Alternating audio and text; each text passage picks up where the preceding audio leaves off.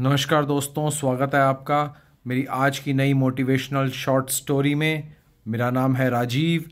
ये है motivate with Rajiv Kochhar. दोस्तों, एक श्रद्धा नाम की लड़की थी, बेंगलोर में रहा करती थी। बचपन से ही पढ़ाई में काफ़ी अव्वल थी, काफ़ी अच्छा पढ़ाई में थी वो। 5 साल की उसकी उम्र थी। उसने पहली बार टीवी पर ओलंपिक्स को देखा। जैसे जैसे उम्र बढ़ी, उसका इंटरेस्ट भी उसमें बढ़ता गया। स्कूल में भी छोटे मोटे स्पोर्ट्स उसने ज्वाइन कर लिए।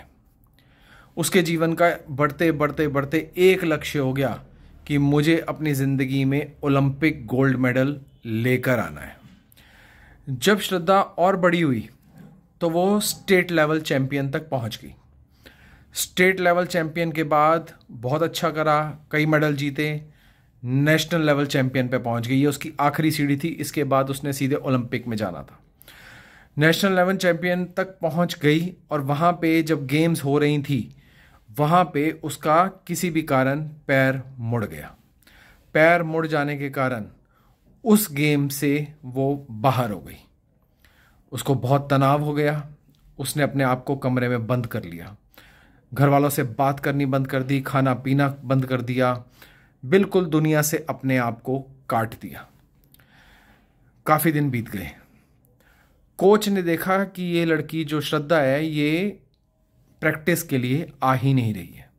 घर वालों से पूछा तो घर वालों ने पूरी बात बताई। तो कोच ने श्रद्धा को, घर वालों को बोला कि उसको बोल दीजिएगा कि मैंने उसको स्पेशली बुलाया है, इस दिन वहाँ पे मुझे स्टेडियम में मिलने आए। जब श्रद्धा वहाँ पे, कोच ने बुलाया तो जाना ही पड़ेगा, तो वो वहाँ उनसे मिलने गई। सर्दी, थोड़ा सा मौसम ठीक ठाक था, तो कोच साहब ने थोड़े कोयले जला रखे थे, साथ में एक रेत का टीला बना रखा था। जैसी श्रद्धा आई, कोच साहब ने एक बिल्कुल धधकता हुआ कोयला निकाला और रेत में डाल दिया। कोयला जो था उसकी सेक कम हो गई, धीरे धीरे वो ठंडा पड़ गया। कोच, श्रद्धा ने बोला, कोच साहब आपने ये क्या करा? आपने बिल्कुल ही जो धधकता हुआ कोयला था, लाल कोयला था, उसको आपने वहाँ डाल दिया, वो तो ठंडा पड़ गया। कोच साहब ने बोला कि ये जो धधकता हुआ कोयला है, ये तुम हो।